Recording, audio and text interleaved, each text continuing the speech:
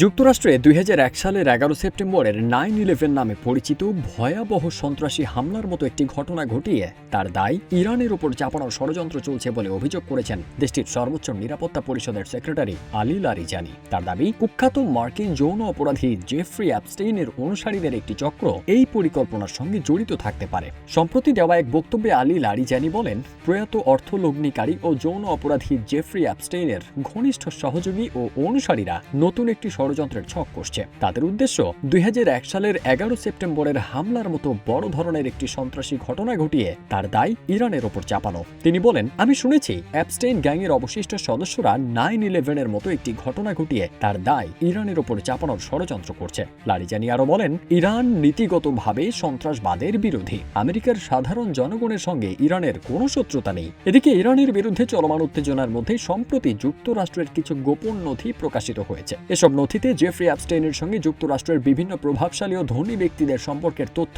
উঠে এসেছে। যুক্তরাষ্ট্রের সাবেক প্রেসিডেন্ট ডোনাল্ড ট্রাম্প একসময় অ্যাপস্টেইনকে বিকৃত মানুষ হিসেবে উল্লেখ করেছিলেন। তবে অতীতে ট্রাম্পের সঙ্গে অ্যাপস্টেইনের একাধিক ছবি প্রকাশিত হয়েছিল।